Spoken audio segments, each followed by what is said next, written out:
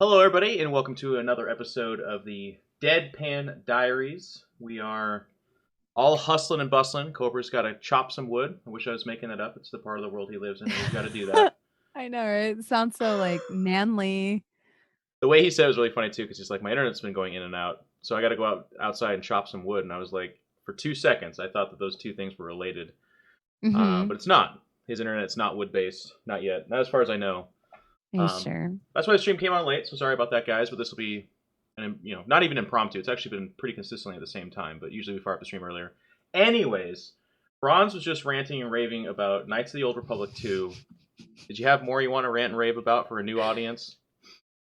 No, I just like people make endless people white knight for that game. Because every time I'm like, okay, well, the AI is really bad. People are like, this game was made within 12 months. And I'm like, okay, well, the AI is still bad. Shut up. Anytime I'm like, oh, this is like a really lazy boss fight. They just put 400 bounty hunters in one room. Well, BioWare had to make this game within 12 months. Okay, well, that doesn't negate my point. That doesn't negate my point.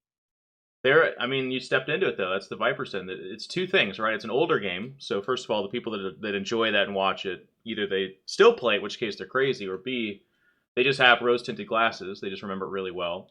Then it's a Knights of the Old Republic / Star Wars. That's a fiery combo there. Knights of the Old Republic is very well liked, very loved. Well, the first one was amazing, but the second one has issues. Like if you get into combat and you break line of sight, the AI is so bad it doesn't follow you out of the room. Like it's just like, I guess she's gone. What was I doing? I think I was just staring at the wall over here. Yeah, I'll go back to doing that. Whereas like I beat the first game by kiting mobs into mines. And in this one, you can't even do that because like 9 times out of 10, they don't chase you. Like if you break line of sight, they're like, I don't really know how to leave this room. So I'm just going to stand here. And you're like, and anytime I'm like, gosh, I just really don't like this, there's always somebody that's like, well, this game was rushed. Okay, but what does that have to do with the fact that I don't like this? Or like narratively, I don't think it makes sense that I'm killing 400 people and I'm supposed to like, I'm still under this illusion that I'm a good person after all that. Like in Kotor 1, if you choose to kill all the Sith in the Sith Academy, that reflects on your nature. In this game, if you choose to kill a cantina full of bounty hunters, the game's like, they probably had it coming. And you're just like, okay, but that's like a literal cantina full of like 300 bounty hunters. And it's like, yeah, but they were trying to kill you. And I'm like, so there's literally nothing else we could do to resolve that situation other than murder like 400 Gand bounty hunters. And none of them have weapons. They just run up to you with their little bare fists. It's like so sad. And they're like tiny little insect people. And you just brutally murder all them. And when you point it out, people are like, well, EA rushed this game and BioWare made it in less than 12 months. And I'm like, right. But my complaint still stands. Like, I've modded the ever living shit out of that game. So I'm playing the most optimal experience. And I'm still just like, guys, this doesn't stack up to the first Knights of the Old Republic. Well, if you keep playing the story, like within the first, like, okay, but this is the same thing with like, I call him Karth 2.0. There's this insufferable dickweed in the beginning of the game. Good. That like sexually harassed my character. And I was like, what a fucking cunt. And literally chat was like, when you discover his backstory, you'll see that he's actually, I was like, nothing excuses him. I raping me because he literally does it. He looks your character up and down like no clothes, huh? Nice. And then when you get armor, he's like, oh, disappointing. And you're like, I was tortured in my underwear. Like you're literally being tortured in your underwear. And everyone's like, well, if you learn his backstory, he's not that bad. I'm like, if I learn his back, he's done nothing but be a chauvinistic, like boys will be boys. bastard. Okay? Boys will be boys. All right, that's. If you find out his backstory, I don't care about his backstory. He's a cunt. What are you talking about? Sounds like you checked out your backstory. Oh, that was good. I think where you're pretty justified though is that the first one is so flawless, and if you just for the next one to be a step back is always disappointing, even if it's an older game. I try to go back and play them because I grew up playing those, loved them. I watched my friend play the entire first one, I think it was, and then I play myself. Just really good memories. Holy shit, it's hard. It's hard to go back and play old games because it's you're talking about like storyline stuff, and that's generally okay-ish in games. I have Mhm. a tough time when they're like, well, you need to jump over those 3 platforms and get to that door that you then have to force throw something to open up on the other side, like they did in the movies. And you're like, okay, that seems simple. But in this game, you slide when you jump. And I'm like, what? Wait, you jump and slide a little bit. So it takes me like an hour to do this. And I was like, no, I'm done. No. No, it's like people for fun, and people do this. They're like, you know what? I remember when people had steam-powered wagons. Let's go out and drive those on Sunday afternoons. Like, and there's people that do that, and they're like, this is suboptimal. But, remember the old times when we went there? Like, ugh. That's what some of these old games are like for me, where I'm like, you get to a certain Yeah. part. I had a huge nostalgic kick. I bought a Nintendo 64 off of eBay. I got Turok. Okay, this is the game I grew up in. Mhm. I was just like, God, this game's so great. I forgot there's parts in that game that'll literally take you repetitive actions like 4 hours to figure out. Never mind the fact that on the Nintendo 64 controller, Turok is the worst configured game I've ever seen in my life. Have you ever played Turok on Nintendo 64? No, I have not. Bronze? Have you ever had I don't know. It's like a mixture of Hellraiser and a gynecologist visit. It's the best way I could describe it for somebody. It's like I sat down. I was like, oh, I love this game. This is the port part. Turok 2. That was my favorite one. Couldn't get past the first like 5 guys because it's just stupid. It's inverted. You use the C buttons, which are the yellow ones on the Nintendo 64 controller, and then the joystick part is inverted and controls your up and down. So you're moving like linear, and then when you want to look up and down, it's inverted. So the whole time, like, oh god, there's a guy over there. And I like move the back way and then look up, and he's shooting me. Like, oh Jesus. I beat it as a kid, played it great, wonderfully. But Yeah. as kids, we'd sit down and play for 10 hours. And you were just talking about this before we went live. But then, like, save stuff, like games now, like autosave all the time because nobody wants that shit. Games back then were Yeah. like, no, you got to get to a That save just point. happened to me before we started this. I lost like probably 45 minutes to an hour of progress because I forgot to autosave or forgot to quick save. No.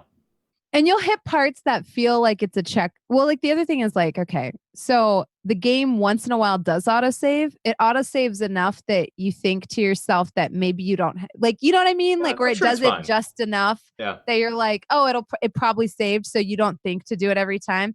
But then you'll hit these major checkpoints and it won't save. And you're like, either don't do it at all or do it. Cause this in between is just like, you know, Yeah. Terrible. It's it's terrible. There's terrible. a I've reason we had that advance. conversation with like people, significant others about pets where I'm like, listen, either feed the pet hedgehog or don't. But when you do it in such an inconsistent fashion, she ends up eating twice and she's already overweight, you know? Like, cause she was. Look at her. Look at Is that a her. fat hedgehog? She's a porker. She passed away a couple months ago, but she's still the light of my life. But look at her. I can't tell if that's fat or just normal, though, to be honest. She was She was That's like fat? the first thing the vet said was like, They she always say that. is large. Well, because she was also twice the length of a normal hedgehog. Wow. So like normally hedgehogs are like this big. My hedgehog, when I held her here, she was about this large. Like, Wow. and then she was also she had like folds. Okay. So like hedgehogs are supposed to be able to like roll up into a perfect ball. And Duncan could only get about halfway.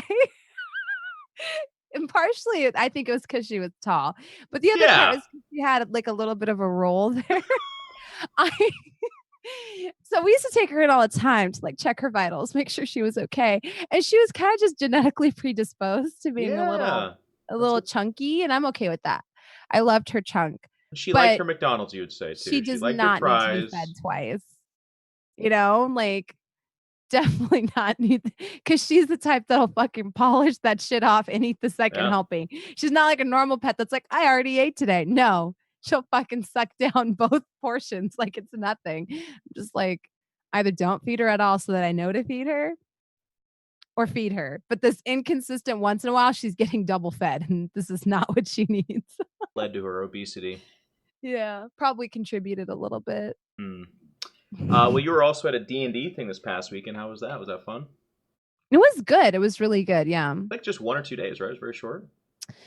Yeah, so it was from Well, the event ran Saturday and Sunday, but it was open to people that were like, I guess, backstage pass holders on Friday, I think. Ah, Wait, did I say that right? No, it ran Friday, Saturday, and Sunday, but I only went Friday and Saturday. very And it cool. was fun. I had a good time. The event had very limited passes because it was super empty. There just wasn't a lot of people there.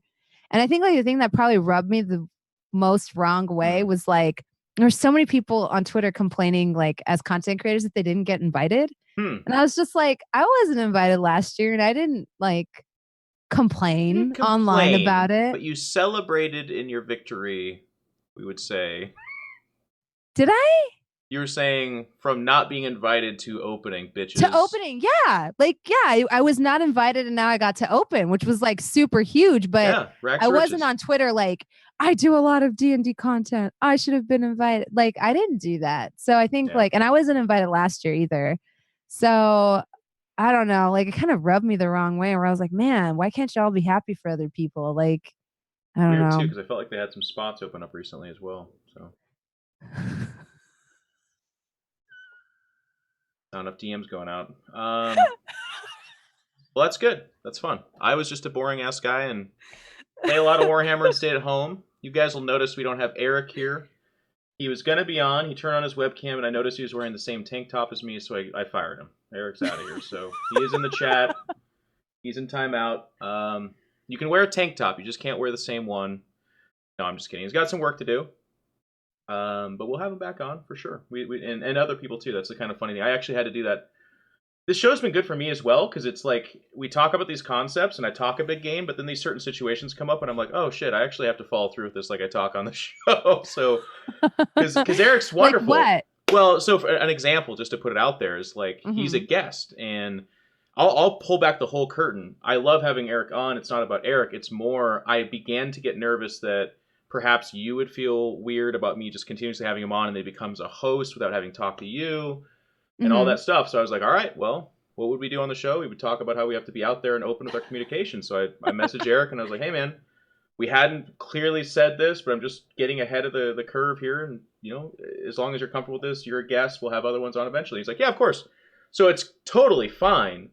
It's just funny because I could feel myself have that moment where I'm like, the more comfortable thing would be to just say nothing and kind of let this ride out and see what happens, you know? But I was like, that's not all Yeah. right. If Eric all of a sudden, you know, did believe he was a host or Bronze became upset because I was making the decision without her, all that kind of stuff, I would put myself in a bad spot. So we had to talk. I talked about it, and now we're fine. There you go. Lesson learned. Boom. Yeah. See, this show's about personal growth. And There's the not best crap. part of being uncomfortable is that that usually means you're growing, Yeah. I think. Well, if not growing, you're at least doing the right thing. Because sometimes the easier thing to do is to just let other people handle it. That's essentially what this boils down to, right? Like, if Hmm. I say nothing, it's not that Eric all of a sudden becomes a host and Bronze is pissed. Those are all just possibilities. It's Hmm. just that I'm shirking the responsibility. For me, as one of the people that created and hosts the show, it's my job to be very clear with people what we expect. That way, they can hedge their bets and they can know what to expect moving forward, as opposed to just like kind of writing things out and then one day being like, "Hey, Eric, you're not on the show." And he's like, "What?" And I'm like, "Yeah, we got somebody else. They have more Twitter followers, so I know you understand." Like, I didn't want any of that kind of thing to happen. So, anyways, it's just a small Hmm. example, but it's kind of cool because I get a lot of feedback from people saying just our discussion helps out a lot, and it's helped me too. Talking about this stuff means you have to do Yeah. better. Yeah. I think sometimes like me being as open as I am is a negative, but I think overall it's a positive. I think it's a negative in that sometimes those conversations can be a turnoff and it's not what we would call safe content, you Yeah. know? Like it's safe content to sit here and to have me talk about mechanics and RPGs, right? Like no one's gonna come in and be like, I hate this. But when you start to like get into the realm of like talking about things like morality and like anything like that, you run the risk of people listening to what you're saying and being like, I don't like this, or Yep. I find this like very unappealing. And I run into that as well. But I also feel like it would be disingenuous to try to sell a perception that isn't there. And it bothers me about Twitch And there were some people that really got that were upset about some of the stuff we said about virtue signaling. And Oh yeah, where'd you see that? well, not like upset, but in the sense that like I think they didn't understand like, well, why is it bad? And it's Yeah. like, well, it's not. We didn't necessarily say it was terrible. We were more just commenting on this phenomenon that seems to have gripped society, right? And we saw, actually, I know you threw shade at them earlier, but we actually saw a pretty good example of this with this whole controversy that's been sweeping over Twitter, Yeah. right? Like what is called a character lie, right? Like, which is when I say, well, you know me, I'm a good person. Jeff says I stole his dog, but you know me, you know that I didn't. You don't know that. That's a character lie. Like, I'm using my character to lie. And Yeah. that's kind of the context I was talking about virtue signaling in, is when people talk about all these good things they're doing. I'm a social justice advocate. I'm a mental health advocate. I'm all of these things. And then someone says, you did this terrible thing. Oh, well, I wouldn't do that because you know me. Yeah. No, you bring up a lot of. It doesn't work that way. Yeah. And now that you say that, I actually do recall a couple of the comments that I saw. And what I like about this, and I don't know, I'm just going to say it. I know I sound like a broken record on some of this, but I like that there's people that disagree. And the comments so far, by the way, I always expect YouTube to be like a really bad toxic cesspool. But actually, today's topic is from a YouTube comment. But also, these comments they've always just been great in the videos. It's nice to see that. But one person said, and this is interesting. I want to actually, before I even say anything, I want to just bounce it off of you and hear your thoughts. But they were like, with virtue signaling in particular, if they do a good deed, who cares if they talk about it? Who cares if they... We kind of addressed this in the show, but I feel like we didn't directly like puncture that one in particular. We kind of said it can turn other people off to doing good deeds as well. But what are your thoughts on just the idea that the end result's good? I think ultimately that's what most human beings are motivated by. Like, most of us are not motivated by most of us are not paladins. We're not motivated by selflessness. Even when we do something nice for someone, sometimes we do it because it makes us feel good. Right. So, I don't think there's anything, like inherently bad about motivating yourself to do something in return for brownie points. I think what my main gripe with virtue signaling in particular is when it's used as a tool to keep other people down. And that was the context I brought it up in, is saying, well, I'm a very empowered, awesome female. So I'm going to demonstrate that by dragging this person out in front of my, like, I love women and I support women. And instead of actually doing something to demonstrate that, I'm going to take one of Jeff's tweets where he has a bad take and I'm going to shit all over him to prove how much I care about equality. Yes. That's the kind of the context I was talking about virtue signaling in, because we see that happen a lot and it's very harmful. It also ties into the phenomenon of cancel culture, which is another thing where we as a society decide, well, this person is trash and we're going to cancel them. And sometimes that stuff is fine. Public shaming can be a good tool in some cases, but I want to be very clear that if somebody has a bad take, like, I don't like boobies on Twitch, and you harass them to the point that they want to kill themselves, was their initial viewpoint as harmful as what we did to them?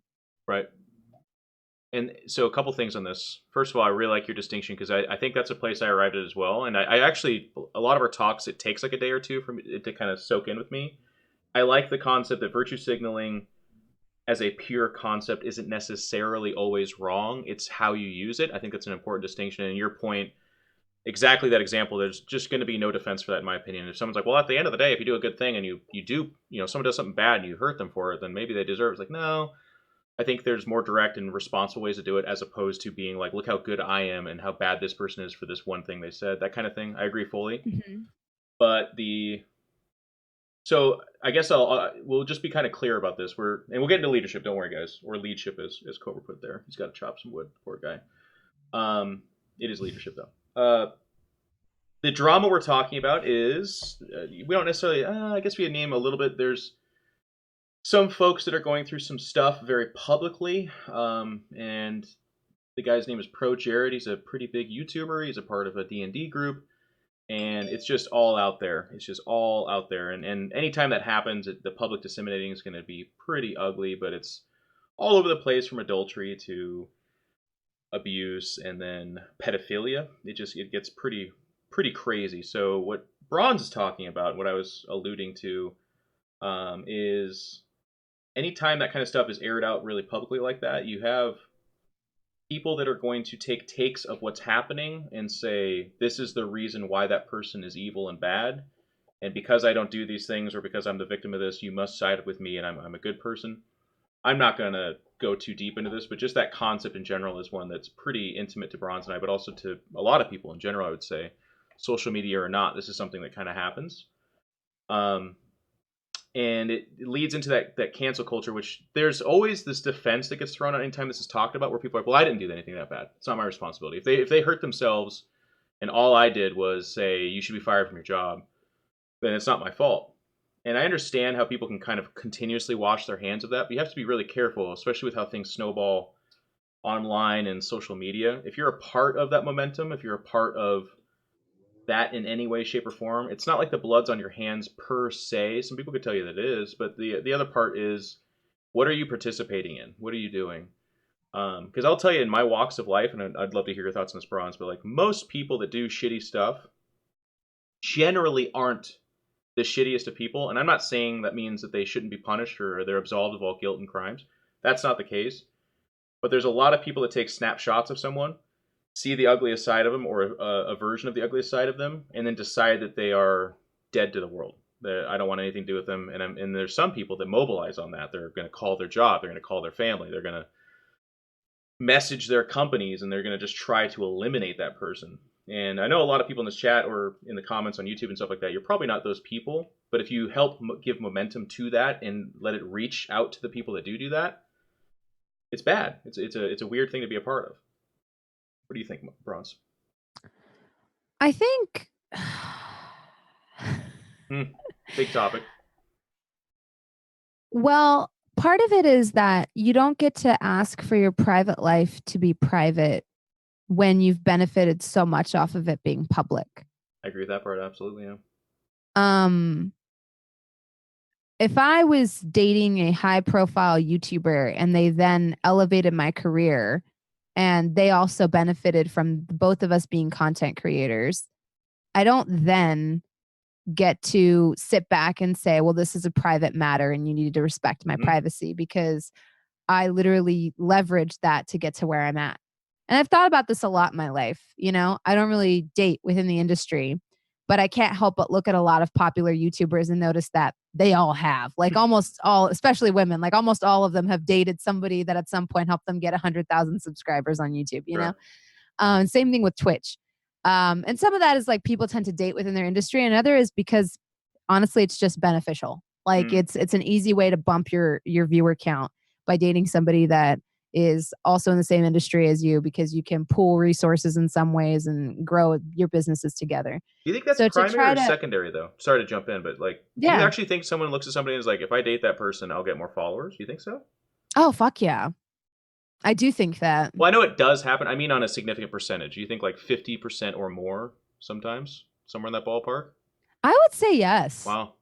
Because I've never seen a couple like date and keep it low key. They always announce it. You know what I mean? Like if I was dating another streamer, I feel like I would keep it under wraps if I really wanted to respect my privacy, you know? But they never do. It's almost used as a marketing tactic right out of the gate, you know? And I guess that's why maybe I have such an aversion to it, because to a certain extent, I keep my relationships and my private life kind of private. So when I see people use like that shit as a marketing tool, then I immediately feel like that has to at least have somewhat played into like interesting why they did it, you know? Or you know, maybe it's like, maybe it's not that. Maybe it's like, oh, I need to date a streamer to understand what it's like to stream. But to me, that's idiocy. Like you don't have to date a doctor for them to understand what it's like to be a doctor. What if you could? So I mean, sometimes it's not a good thing to date someone within your field. Sometimes I almost love being in relationships with people who aren't on Twitch, because every time I'm like, I don't know if this is working from a business perspective and this, that, and the other. I have been blessed enough to be with a significant other that's like, okay, so what's the worst thing that happens? You have to stop streaming. You barely make any money anyway. And I'm just like, you're not wrong. Like they're like, you could literally leave this all behind, go back to your old job and make more than you make now. So what would you really be giving up? And I'm like, nothing. And that reminder that life would go on, because to streamers, the Oh yeah. idea of not streaming is like death. It's like, that's it, your life is over. But to people who don't stream, when you're like, my numbers are really down and I don't know if I have a future on Twitch, they're like, you played D&D with Kevin Smith. And I'm like, yeah, that's pretty fucking cool. I would Yeah. say the last 3 years were not a waste. And I'm just like, okay, yeah, no, you're right. You know, like, because like you lose perspective of that when you're only with other streamers, whereas when you're with like people that have real jobs, I want to call it that, real jobs, they tend to have this really stabilizing influence of like, right, but you know, look at this thing, that's cool, like that's awesome, and I'm like, right, but I don't, you know, I felt like my channel would be further in these 3 years, right, but like that's cool. You have a trading card. How many people have trading cards? And you're like, man, I'm really taking things for granted. And I'm really happy that I have that stabilizing influence. Is So this I don't voice know. your I went significant on a other? Is that what little you're bit of saying? a tangent, Yeah, it's but okay. I'm gonna try to rope you back in here. Are you saying that voice is the person they're not really necessarily a part of Twitch, so they're able to kind of give you that centerism where they're saying, "Look at how good you have it, anyways." Though, is that what you're saying? yeah, sometimes being with someone outside of your field gives you a grounding influence Yeah, because they are not as into it as you are. So they appreciate the small things and think that that stuff is cool. yeah, Whereas you're fucking numb to it. And if you have a significant other that's doing the same thing as you, they're numb to it as well. And it's kind of the same thing with like any career, you know? Um like I've dated people from all different walks of life, and like being like, wow, but like you save lives. Like that's so cool. Seeing their face light up because they work in healthcare and all their coworkers work in healthcare. So for them, doing CPR on a baby isn't that cool. Then they come home and tell me the story, and I'm like, that's so hmm. cool. Like you made a real difference today. Like you saved somebody's life. You know what I did today? I fucking rang somebody up to buy a video game. And suddenly like seeing them like kind of like reset and be like, I did. Like I had a really rough day, but I had a really good day is like cool. So I don't necessarily think you need to date someone within your industry, because I feel like whether no matter what job it is, like we tend to glorify those positions more if we're not in them. Sure.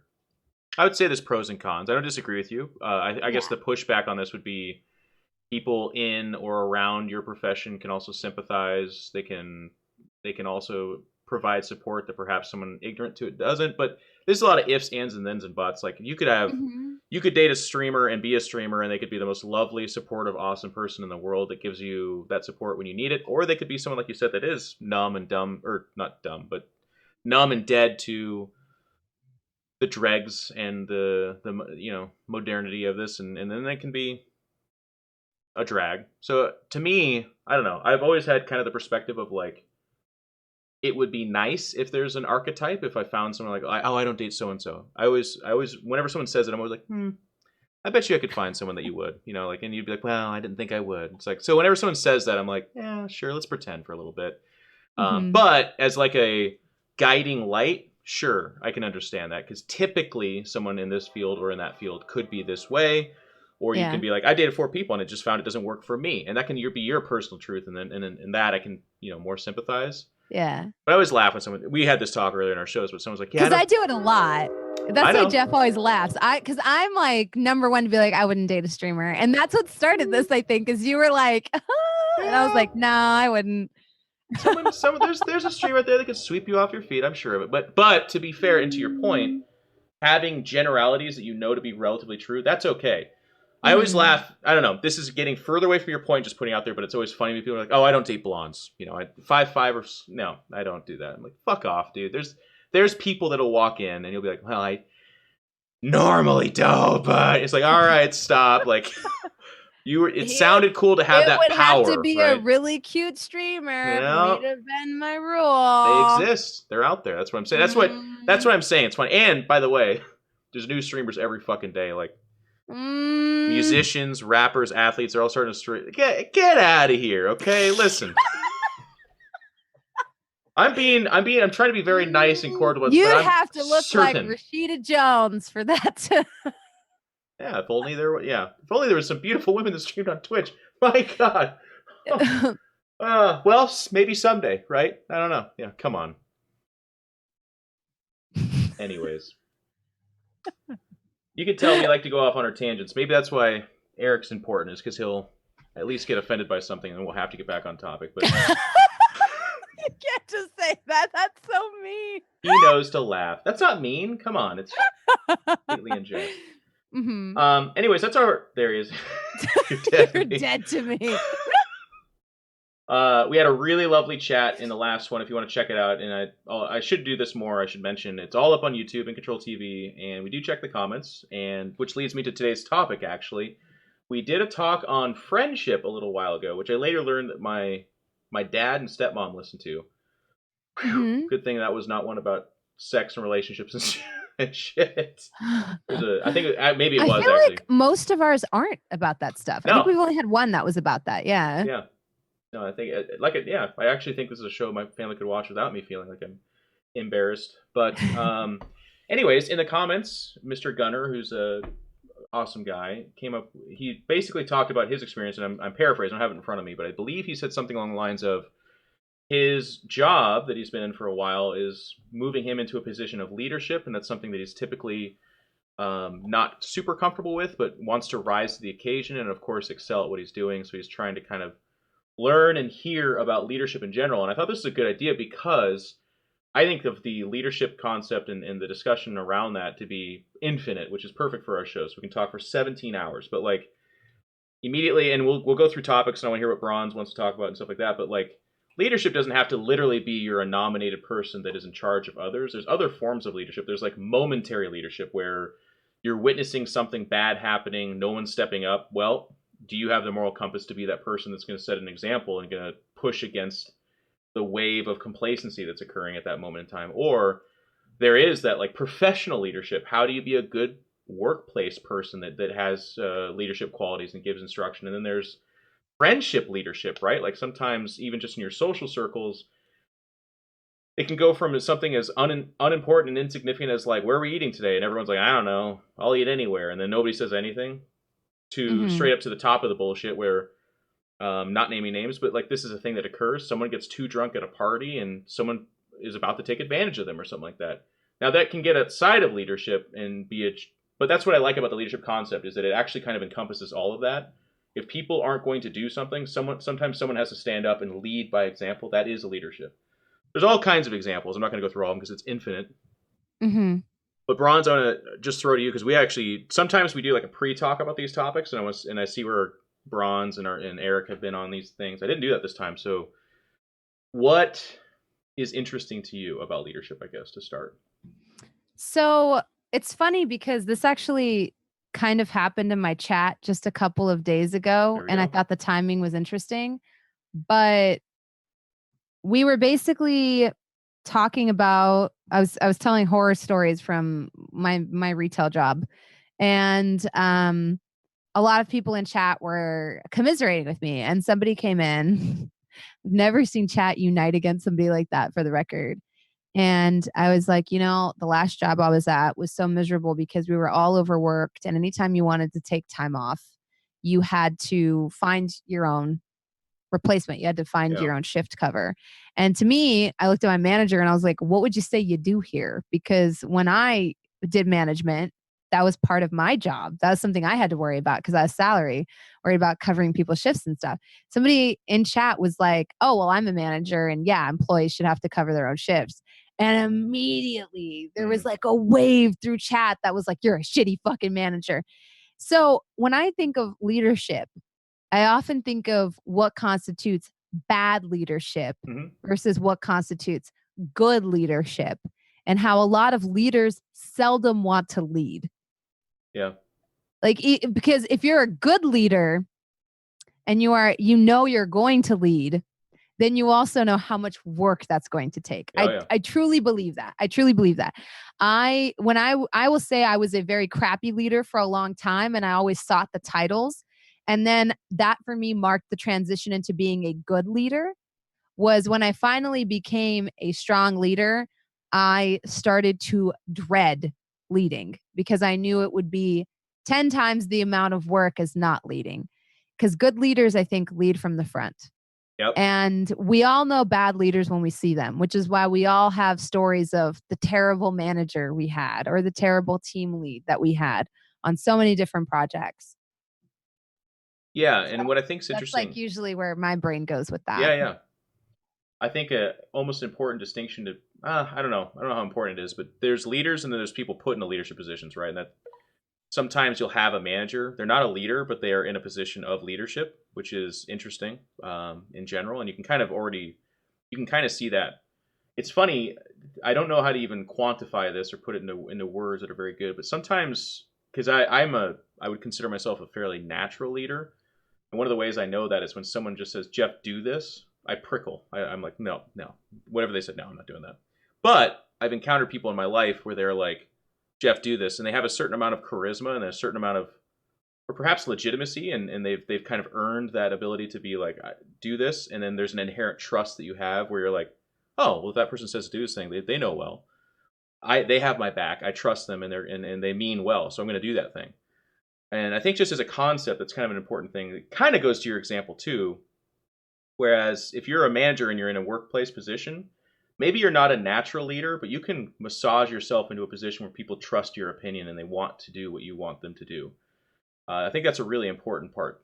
You can be a natural leader where oftentimes you can get people to do stuff where they don't want to do it, but they just so implicitly trust you that they'll just do it anyways. Or there's positions where you're not a natural leader, or perhaps you are, but whatever. You don't have enough like social hegemony to get people to do things. But if you work at making them believe that what you want is what they want and they trust you, very often that'll lead into pretty good leadership, which is, I think there's a lot of people are going to roll their eyes and be like, this is all like really obvious, Jeff. But for other people, it's not super, super obvious. So for like Gunnar stepping into his management position of leadership, if you step into a position, and you always know those people that are like, the first thing they do is they're like, all right, you pansies, you're going to do what I say or you're going to be fired. Fuck you all. Does that really work? Not usually. But if you kind of step in and start looking at people and working with them and seeing what their strengths and weaknesses are. I saw this comment in the chat, but like getting people to utilize and do what they're good at, that's good leadership. Yes. I'm all over the place with that. Sorry. Yes. And that takes a long time to nail down because I think like you will have people that work for you that you really love that are like, okay, this person's great. And you'll have people that are more difficult to work with, and understanding what motivates them and how to get what you want out of them is drastically important. And so, like, for example, there's this dude I used to work with. If you ever see anybody in chat call me Boss Jay, it's because I have infinite stories about this kid, like infinite stories about him. He used to call me Boss Jay. Like, yeah. And he has stories. Like, for example, he would measure everything in McChickens. Nice. Yeah. If I'm like, oh, yeah, it costs like $10, he'd be like, whoa, that's like 10 McChickens. And I'd be like, yeah, it is like 10 McChickens. But like, okay, so I could talk about this kid all day. Crazy stories. When I first started, I was working in a managerial capacity with the owner of the store. And so I was doing like HR and bookkeeping and stuff for this business. When I first started, I hated this kid. Because if there was like 12 tasks you needed done during a shift, he did 2 of them. And so one day I came into work and watched him work, and I realized why that was, and I stopped disliking him. I never saw someone who was so friendly and engaging with every person who came in through the door. He was the type of person that would nerd out with them about board games. He was so good at pushing product because he'd sit there and talk about Magic the Gathering, talk about Power Rangers, engage with each and every person that came in the door. So much so that people would come in and ask for him when they were buying a board game. Like, that is kind of an asset to the company. Yeah. So anytime we were at a trade show, at Seattle Retro Gaming Expo or PAX or any place we were set up as a vendor, I was like, you know who we need? We need this kid. Yep. And when it comes to like working in the store, he can't keep the general store running because he can't do inventory. The store looks like shit whenever you come in because he can't clean up. But when it comes to like community outreach, he wrote the book on it. He's very personable. He's good at connecting with people. They want to come back, like, and so what we ended up doing was I suggested that we move him to a lateral position and get him out of like what he was doing and have him just run our Magic the Gathering nights and our community events. We turned him into like a community manager for our store.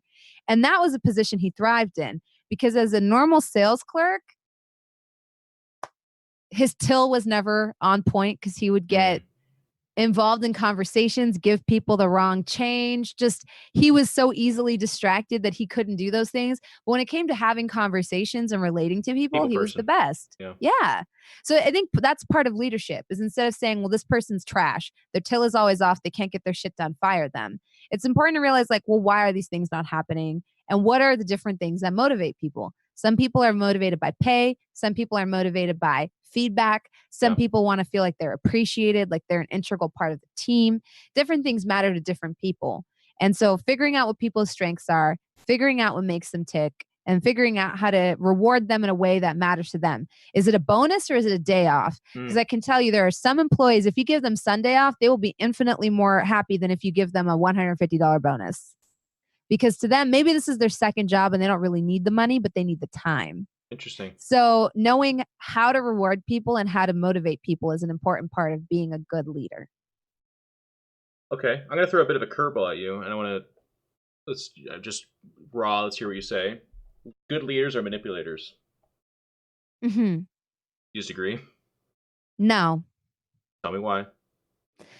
Good leaders are good manipulators for the reason I just stated. Like, good leaders will find out what makes you tick and use that to get what they want, which is ultimately the best thing for the whole crew. So you do agree, is what I'm saying. Yes. Sorry. I think I misunderstood. Yeah. No, I agree. Yeah. Yeah. No, I actually, just as a person, get really excited about the concept. I don't know, excited is the wrong word, but I think it's so interesting because there's a lot of like lightning rod terms that people, at least the most people I encounter, they hear a word like manipulate or manipulation, and they're like, that's bad. It's evil. Nope, there's no good that's possible. But it's so much more dense than that. And this is a good example of that for me. A leader is a manipulator. They're getting you to do things that they want. But you're hoping that most of the time, it's in a position where they're managing people. They're trying to get them to do a certain thing. But if they do that certain thing, everyone benefits. It cannot just be that the shit rolls downhill and all the benefits go to the upper people. I think if you break this down into pure capitalism, obviously people that own and people that manage benefit more. But at the same time, the point that I'm trying to make, I guess, is that to be a leader is to see a path or to see something that should happen and to try to get people to move in a certain way that makes that actually happen. Mm-hmm. And that's why, I guess I shouldn't say I'm impressed, but I liked your response was so off the cuff and good because, again, a lot of times you say these terms and people just immediately like, nope, there's no way that can be good. And then manipulation. I think it's because a lot of the time people manipulate you for bad reasons. Well, it's at least talked about that way, right? Yeah. When you think of someone manipulating you, you think of them using what's important to you, figuring that out and exploiting it to get something for themselves. But to a certain extent, we've been trained to manipulate ever since we were kids. Our parents manipulated us, into getting good grades, into doing things. Some of them, like that's what parents do. They figure out what upsets you or what makes you happy, and then they use those things to get you to do what they want. It's manipulation 101. Yep. And so we're kind of when you're raised in that environment, you learn pretty quickly, well, this is how the world works. So, and someone said, well, is a different word motivation? I'd say no, because manipulation involves finding what motivates people and then using that to get something that profits the group as a whole. Manipulation can be a positive thing. It's just often like you can, if we really get down to the nitty gritty, you could say someone's manipulating the controls of an airplane. Really, you could use the word for just about anything that when it comes to like articulating things in a way that produces a desired result for the person doing it. It's not always bad. I was just trying to say that, like Jeff is right. We associate it with bad things, but it's not a bad thing.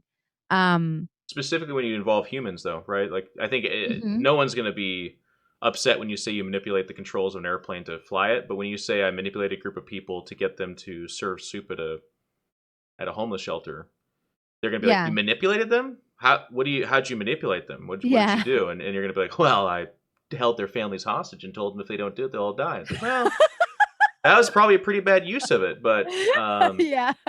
I don't know. This is a thought process and almost a word process that I kind of sneak. And I love our platform, I love our show, and I love talking to you. But like, this is something I actually do pretty actively because there's so many concepts and words. Now I'm getting off topic, but that's what we do, I guess.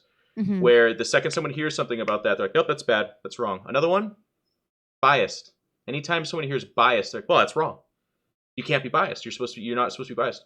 Guess what, I'm motherfuckers? biased. We're all biased. We're all Everyone. biased. About Yeah. hundreds, if not thousands, of things, and every time, and this is why I'm kind of active about this because one of my it's the hill I'll die on. I'll be like 65 with two AK-47s shooting in the air, but there'll be like zombies crawling up there like Jeff, wordplay. Anyways, biased. Like anytime someone's like, I'm not biased, and I hate biased people, I'll be like, God, you sound so stupid right now.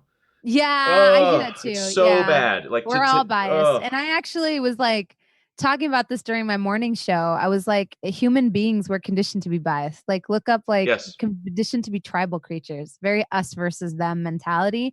It's not bad. It's who we are. It's a survival tactic. Okay. Yep.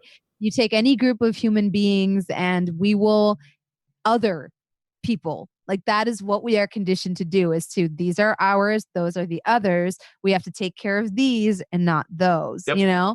And you will do anything in your mind to justify why those people don't deserve what you have and all kinds of things because this is like how human beings are Mm-hmm. conditioned to survive. Well, and the reason I like this so much is once you accept that you're biased, there's a lot of people that their next logical leap is, well, if I'm biased and you're saying that, then we must just be complicit. We must just not care. No, no, no.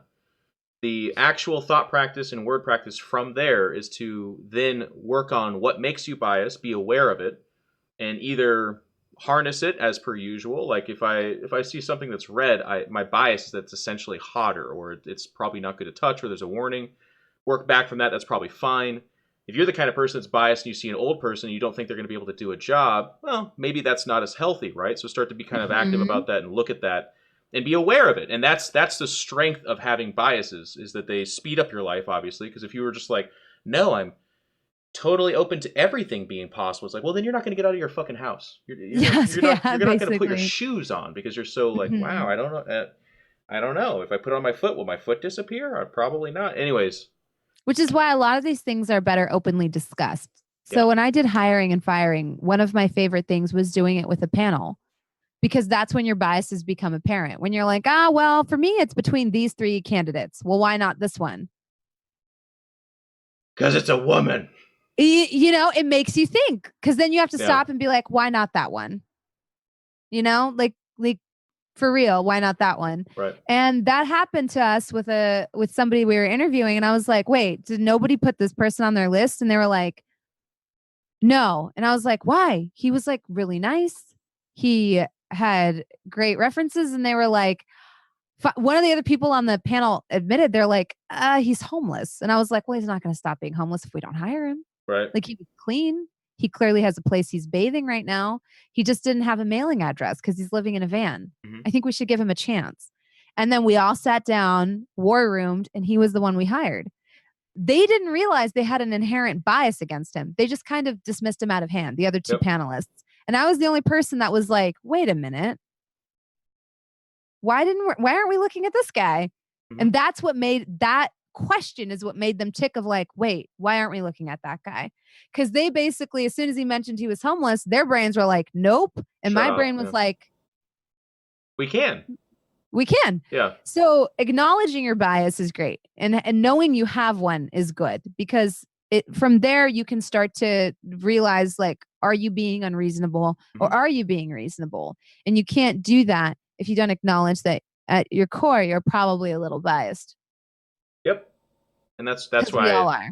yeah, that's the hill I'll die on. We'll talk about it. But to bring it back, the reason we start talking about this is because of the word manipulation. And I think one of the core ideas behind this that can help us get to a place where we're more comfortable with this word in particular and how we're using it is that as a leader, I'm going to ask that you all accept on some level that you are a manipulator. But like all of these concepts, it's not that you are a manipulator that's the problem, it's how you use it, right? So if you're like fully conscious of like, I'm going to get these people to act against their will and do this thing for me, that's a hard sell for me. You're probably doing something pretty shitty. That's probably the Mm. wrong use of leadership. That's probably the wrong use of manipulation. And then that does get closer to that lightning rod word that people are like, I don't like manipulation, because that's how it's described a lot of times, where you're like, I'm gonna. And that's where in relationships and stuff like that, you hear that as well, right? Like gaslight, all these terms that come up. They're the idea of I was telling this person this thing to make them feel this thing so they would do this thing. And that's a sticky one. That's really bad. That's something you should look at and work on. I will Mhm. also be pretty open with you guys.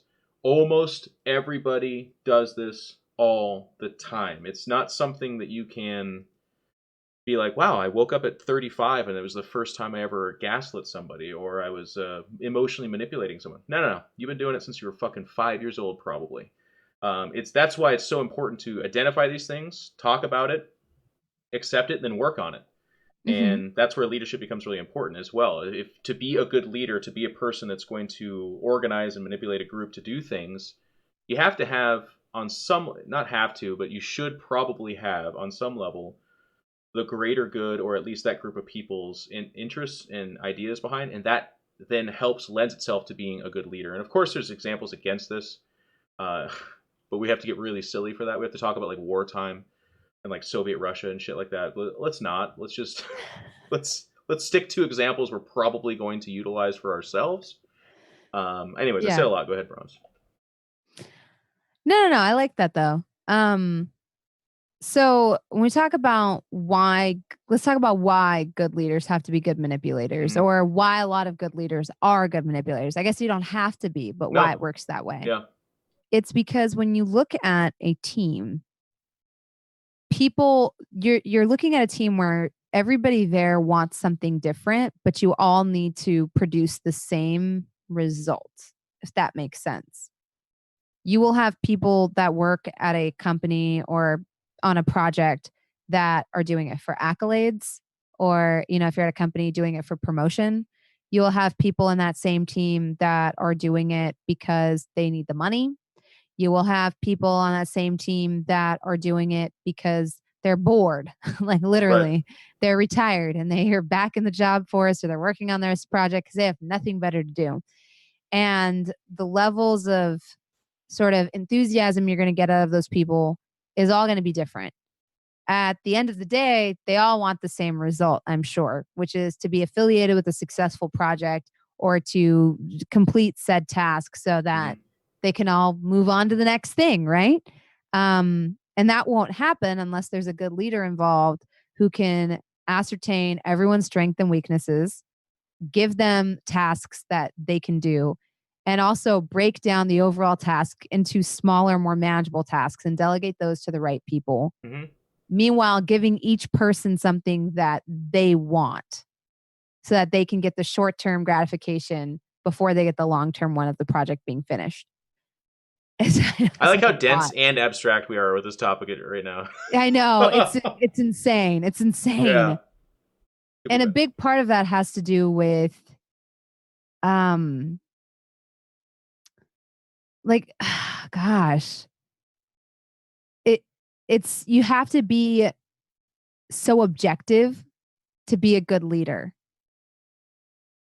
And that's hard because there will be people, like I said, that you don't like, but you have to figure out what their value is to a group and what they bring to it. There will be somebody that, like, it's like a football team. You Hmm. might have a teammate who's always late for practice, or they never bring their gear, or they have an otherwise grating personality. Hmm. But then they're also like the best fucking quarterback. Well, So you maybe it's not have even that to, results driven. It's just like to single them out and treat them poorly would be to hurt the morale of the group. So yes, as a good leader, because it's you, your job to make them feel included and just mhm, feel good. exactly. And that also applies to Dungeons and Dragons groups. Oh yeah. because a lot of times, like, you have a group that everyone brings something to it, everyone's getting something out of it, and what we all get out of it is different. Some people get more satisfaction out of solving puzzles. Some people get more satisfaction out of leveling up. Some people get more satisfaction out of obtaining loot. Other people gain more satisfaction out of putting all the pieces together and understanding the story. And different people get different things out of the same experience. And to a certain extent, the GM is the leader because the GM tries to manage each of these people's wants and desires and give each of them something that will keep them invested. Yep. And that's tough. I think we can. You can't look at a player and say, well, this player is bullshit because he's a min-maxer. Mhm. And all he cares about is like trying to beat the game. And I'm trying to do this. Because ultimately, if you invited them to your table, you should have had some sense of that.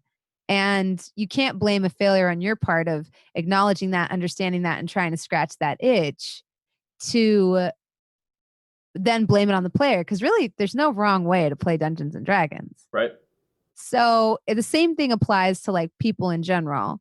Like to some people, it's very important to be on time. It's very important to follow these rules, this, that, and the other. My dad always like instilled a really good work ethic in me. Other people will do the bare minimum to get by. But if you stand back and look objectively at it, it's like, well, yeah, because they get paid minimum wage. And no matter how hard they work, their pay doesn't go up or down. So they're going to do the bare minimum. So I need to find another way to click with them or connect with them to figure out how I can get what I need out of them as a manager or as a leader. Because ultimately, you can't get mad at somebody for doing the bare minimum if ultimately they don't enjoy their job and they get paid the same either way. You can't expect them to be held to that standard that Jeremy over there is because Jeremy's cruising for the shift manager position. So he's busting his ass extra hard. Yeah. This kid doesn't want to be shift manager. I would say an extension of this that's difficult, and I think when you talk about leadership, you have to address this as well. Is sometimes you have to make the hard call on personnel or group structure, where you're like, because I agree with what Bronze was saying. She's in her story about the guy that was kind of in the wrong position. They moved him into another spot as a people person that really worked out and excelled. There's a darker side of the story too, where sometimes a person in a group doesn't work out, and they're really toxic or bad, or they just don't work. They just don't want to be a part of that group. It falls on the leader, a good leader in particular, to identify that. And that is hard as shit because there's no clear answer in this, right? Like sometimes you do have to work with that person, and sometimes you have to find what, and this is that word that was used earlier, but motivates them.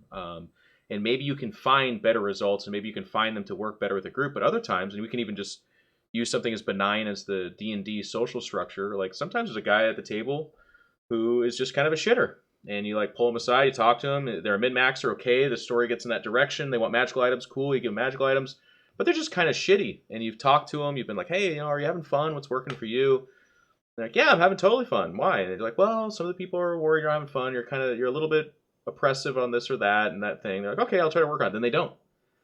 It comes to the leader to kind of cut through and this is what I was talking about before the show really got rolling, but sometimes you have to say that thing that you otherwise would really hope somebody else would, but as the leader, it falls on you.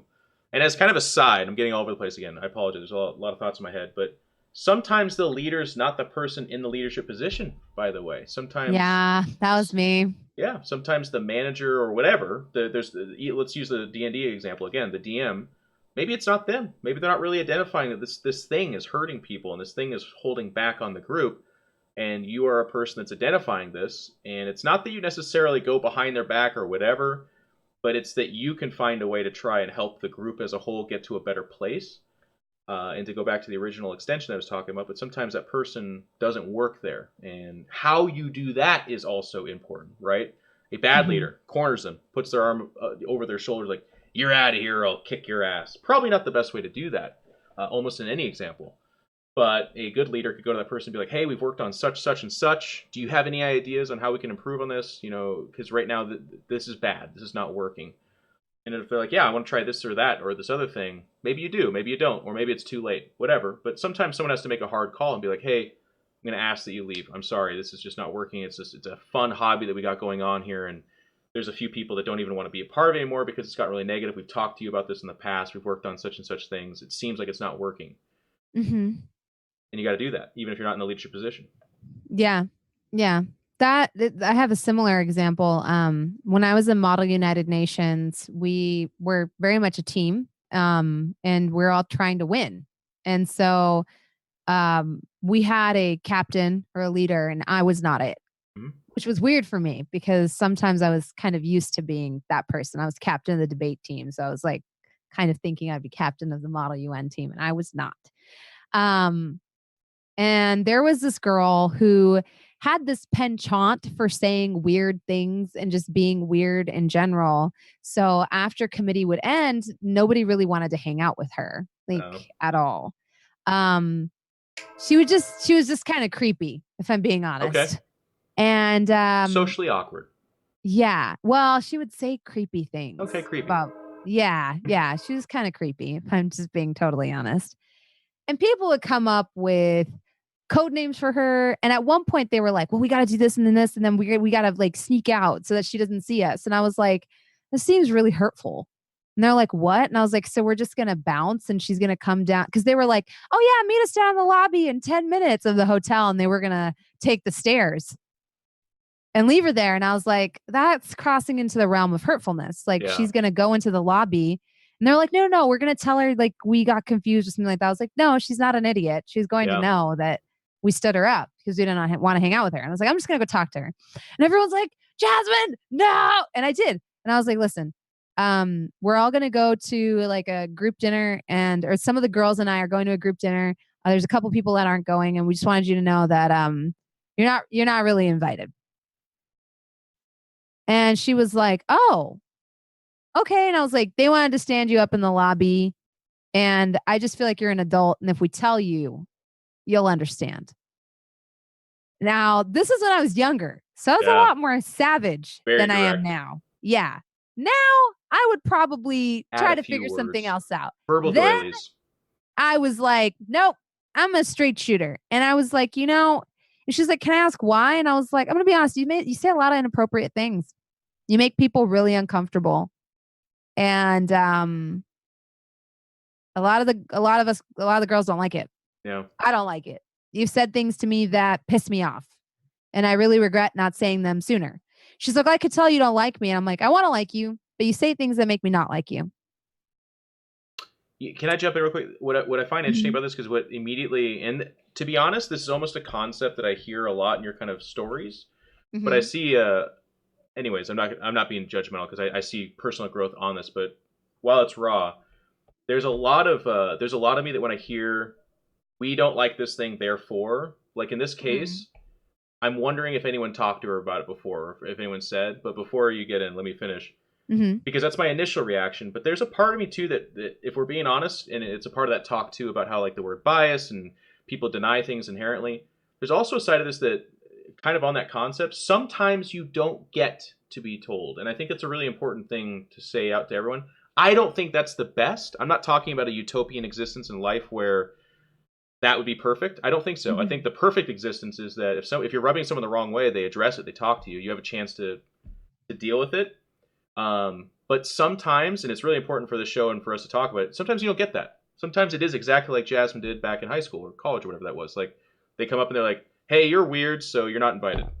Not like, hey, could you dial back the weird and then you're invited or anything like that. It's just that you're not actually invited to this thing because we find you weird. And that directness doesn't usually exist. That's both cool and savage at the same time. Yeah. Right? But I think that's an important thing to identify because I think that's a concept a lot of people don't get is sometimes you're like, well, if I would have known, I would have done better. What do we do with that? And I guess why am I saying that is because I guess I kind of want to push back against the inherent entitlement that a lot of people have where they're like, if I do wrong, then someone will tell me and then I have a chance to improve. You don't always. And that's been a hard thing in my life is because I've been portrayed in a lot of different ways at different times. And if I would have been given a chance to rectify that or say something that goes against what their perception of me is, I would have helped fix that. But you don't get that chance. So it's not that you're okay with it. It's that you identify that can happen. And this is a case of that happening. And part of it is a failure of leadership prior to me joining, right? Because clearly if somebody at some point had said, hey, don't do this, maybe it would have stopped. Yeah. But it got to the point where people couldn't tolerate this person. Yeah.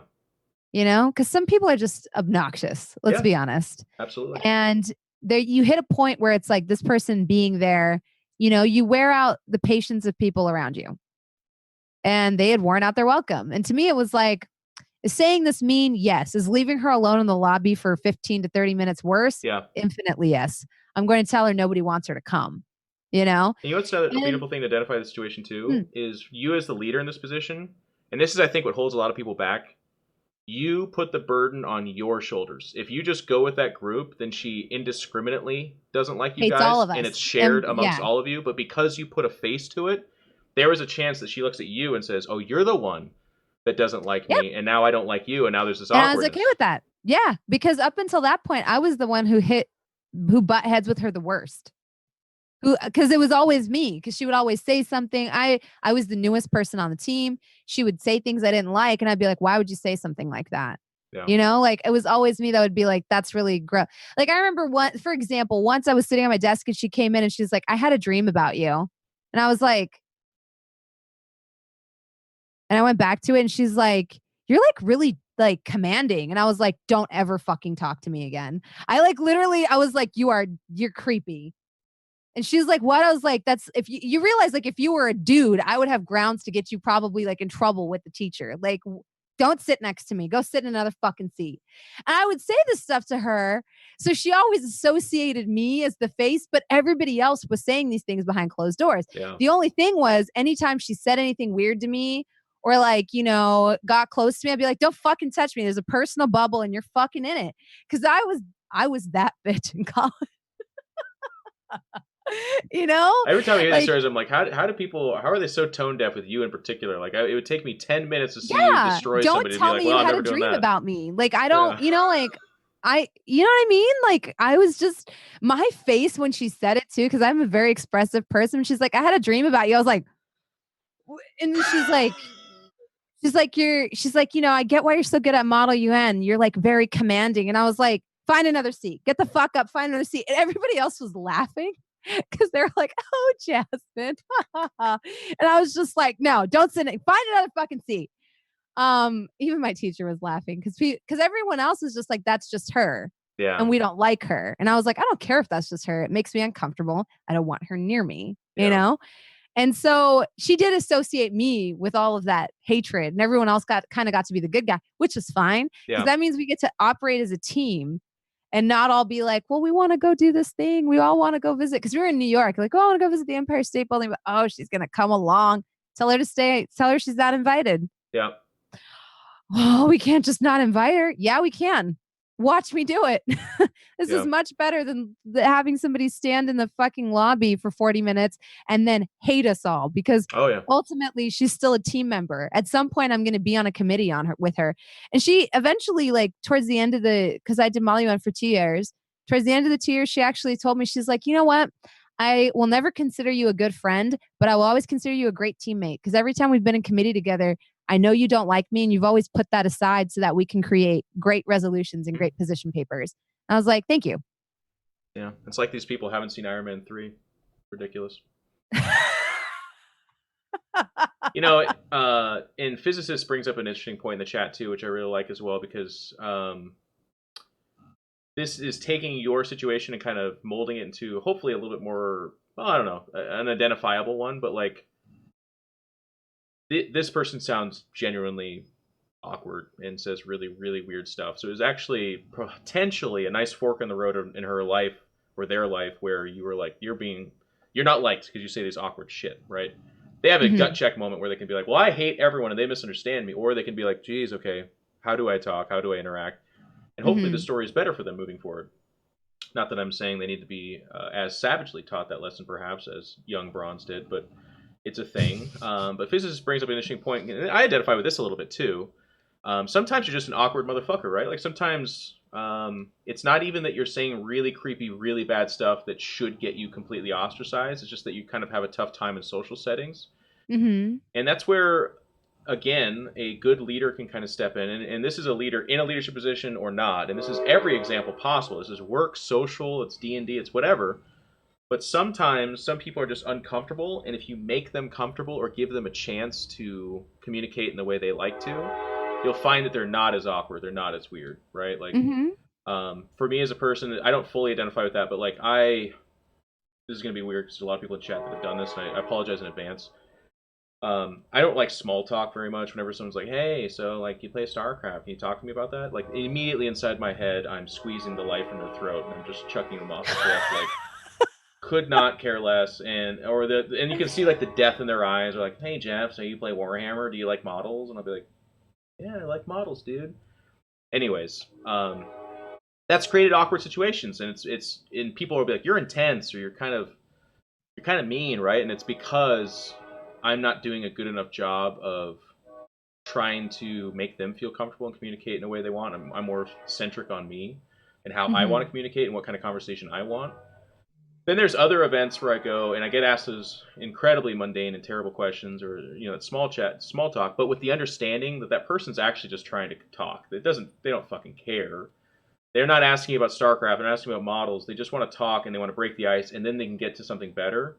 And if I treat them with that kind of knowledge, and I'm in a leadership position too, by the way, as a Z-list celebrity or whatever, when I'm at events and someone approaches me and I don't know who they are, but they know who I am, I'm in a leadership position. I can crush their soul and be like, "Get out of the way, plebeian," or I can make them feel really good and be like, make eye contact, shake their hand, ask them how they're doing, that kind of stuff. And it's night and day. This is just my example, but like I've had people come back to me and being like, that was really nice to meet you, and it made my day, and I'm really happy, and I enjoy your content now. And then I've had other people where like my excuse would be I'm tired at an event or whatever, but also my excuse is sometimes I'm selfish, like I was saying. Like sometimes if people aren't talking at my level, then I'm mad or something like that, and I'm not doing a good job fighting against that, and then I make them feel bad, and they're like, "Well, I don't want to talk to that guy anymore. He's kind of a dick." That's not being a good leader. That's ostracizing that person. That's making them feel bad for all, and it's not understanding the what was happening. And once you understand what's happening, you can do better. I guess that's what I'm trying to make. Yeah, it's true. And I think like it's tough follow up because I'm all over the place. I apologize. No. It's not like I'm trying to pinpoint or collect my thoughts a little bit. I think like you're right in that a lot of like I feel that way about myself. I feel like there's an outward perception of who I am, and then there's who I am. Like that phrase like don't want none, there won't be none. Like that's like me in a nutshell. Like I think people have this very strong like idea that I'm going to rip their head off, or if I come into her chat, she's going to attack me. And it's like usually I'm pretty chill with that stuff until like a line is crossed. And even then I'm pretty cool about if somebody wants to apologize and come back, And I think about it now, this whole situation with that girl. I think what really made me so comfortable with like shutting her down in the way I did was that she didn't, at some point it seemed like she didn't care that she made me uncomfortable. Like if somebody were to be like, "Okay, you need to sit somewhere else, get the fuck away from me," I'd be like, "Wow, I really made her uncomfortable." And to her and everybody else in the room, that was funny. And to me, it was like, it wasn't funny. Yeah, you're being serious. And when you do it again and you get the same response, you're just like, "Gosh, she's so mean. Everyone else is so cool." And it's like, no, dude, you clearly made me uncomfortable like twice or three times. Like, it's not funny. Like, clearly I don't think it's funny. I literally made you sit somewhere else, So when I'm the person that comes to you and says, "Hey, nobody wants to hang out with you," it's easy to put the hatred on one person, but ultimately like everybody else agreed to that, because everyone else has been feeling those things. And ultimately you being socially awkward doesn't trump other people's comfort. You're making people uncomfortable. I talk about that with a lot of things where like, oh, well, maybe the person's just socially awkward. Being socially awkward doesn't give you a free pass to be a dick to somebody. It should maybe dictate the savagery. Yeah. If someone's like socially very charismatic and they're doing something wrong. In my chat a lot where someone will come in and they act like they're hazing their little sister. Yeah. And I don't know if it's like them. It's like this like weird sense of forced familiarity or weirdness where you're just chilling and you're hanging out and they'll be like, "What up, caterpillar brows?" And you're like, "Yo, suck my fucking dick." And then they're like, "I don't know what to do with this." And it's like, you just came in my chat and the first thing you did was insult my eyebrows. And that's a real story. And they're like, this is why I don't want to talk in this chat because I'm just socially. No, you're not. Your gut reaction was to come in and literally insult me. It's because I think of you as my little sister. I'm not your little sister, and I don't think of myself as your little sister. And personally, if my big brother said that to me, if Ricky were to come here and say that to me, I'd probably beat the shit out of him too. Wow. So The savagery knows no ends here. like it's one of those things where it's like I don't like that. Yeah. So you have two options there to be like, oh, I meant no offense. I get it. I'm sorry. Or to be like, well, clearly I'm not the problem. I'm going to go tell this girl, I'm going to go comment on this girl's selfie. She's going to post a photo of her and her pet pig. And I'm saying, bacon. She'll love that. Look at her with her pet pig. Bacon. Oh, I got blocked. I wonder why that happened. It's you could sit there and use, because I feel like people use their social awkwardness as like a shield. Oh yeah. You can't be upset at me. I'm just socially awkward. And really it's like you have to take context clues. You have to look at what's happening, gauge people's reactions and realize like, wow, instead of saying, well, I'm just socially awkward and you can't dislike me for that, like realize why people around you are made uncomfortable by the things you're saying. Oh yeah. I'm socially awkward just like everyone else. I'm probably the most unapproachable person in the world, which is why I bring that up. Like, I think there's like the image other people have of me and the image I have of me. Other streamers say this about me. They think I'm stuck up. They think I'm better than everyone. I think people like Jeff probably know that I'm actually a fucking goober. Yeah. I am the probably the dorkiest motherfucker. Like, and I don't absolutely say that like when the way hot girls say, like, I'm just a dork. No, I legitimately say and do stupid ass shit, like nerdy ass shit all the time. That's just like, if she was in public with me, I'd be embarrassed. That type of stuff, right? And I don't think people see that goofy side of me. I think people in my channel have seen it. I'm the type of motherfucker that owns a kazoo and does like solos of Darude Sandstorm on it. So clearly I don't take myself that seriously. But there's like a weird disconnect between the you that people perceive and the you that you are. And to a certain extent, the onus is on you. Change that. I can't get mad at everyone else because, oh, well, I am approachable. How dare they think I'm not approachable? That's on me. That's really on me. Like, because clearly there's a vibe I've put out that they think I'm intimidating, and that's probably not going to change. Well, you're dangerously close to. It's not possible for this to be a topic for a show because I just got sidetracked. There's a guy named In Control's Haircut one. Is that a good thing or bad? I don't know. Anyways, my biggest and like the longest rant I could ever give is on this exact subject. We probably can't do an episode because it'd be old man Jeff just like literally lecturing and Braun's fighting to get a word in for like 2 hours. But the concept of I cannot be judged because I am, and then insert like self-judgmental diminished comment like I can't be judged because I'm I'm really awkward, or like Nero said in the chat, like I have autism, I'm on the spectrum on some level, and no, everything is degrees, right? Like if you're afflicted by something, and this is a gigantic concept, but like let's say you're depressed, let's say you're going through some shit, that doesn't excuse you from fucking up your friends and hurting people. That doesn't stop that from being wrong.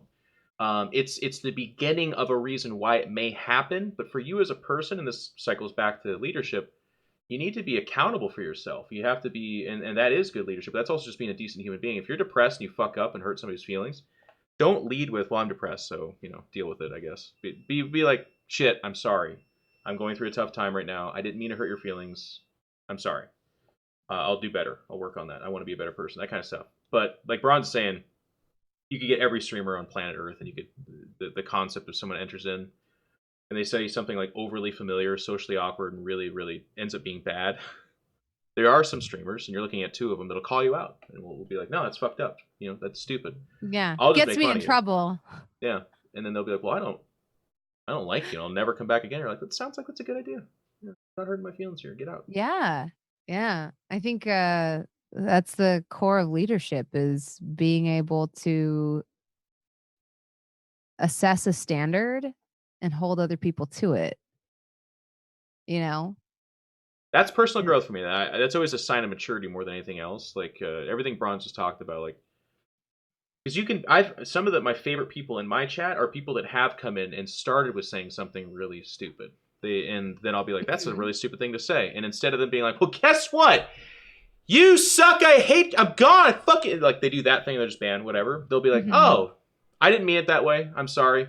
Yeah. Okay. I got you. I can see how that'd be stupid. And then they go on from there. Because guess what? And this is something Braun said that I've never identified more with. Braun's like, I'm a dork and I'll say awkward and weird shit. The thing is, guys, and it's funny that it's isn't even a topic. We all are. Boom. If you're in the chat, you're like, no, actually socially I'm perfect. It's like, no, you're not. You're absolutely not. You've said some weird shit. People haven't told you about it. Maybe even the fact that you think you haven't said weird shit is the weird shit, by the way. The people I try and surround myself with, and my favorite people to a T, one of the things that they all have in common is they're like, well, I'm just trying to do my best. I'll fuck up. I'll say something stupid. I'll be over the top. And maybe you think it's a fuck up. Maybe it's not. Whatever. We'll talk about it. We'll work on it. Like, it's grays. It's back and forth. It's working on things. It's not like black and white. Every time I hear someone say something in absolutes, chunks of my soul die every time. They're like, well, I've never lied. It's like, sorry, what'd you say? Like, I don't lie. I've never lied. I'll never be a screamer. Go ahead. It's a good vomit sound, right?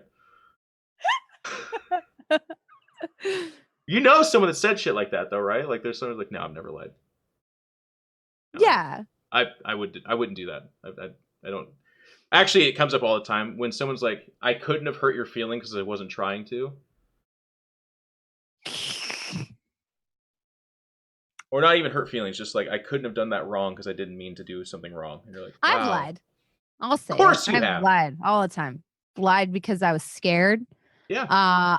Some of that is because of my upbringing. I can be a compulsive liar. But usually it's when I'm asked a question I wasn't expecting, and it's like typically not important. So yeah, some people say they're a compulsive liar, like when they get caught in a lie. Usually mine is like, my hairstylist will be like, oh, so what do you do for a living? Like a good example is like, I was checking in a hotel and he's like, so what do you do for a living? And I was like, I'm a professional poker player.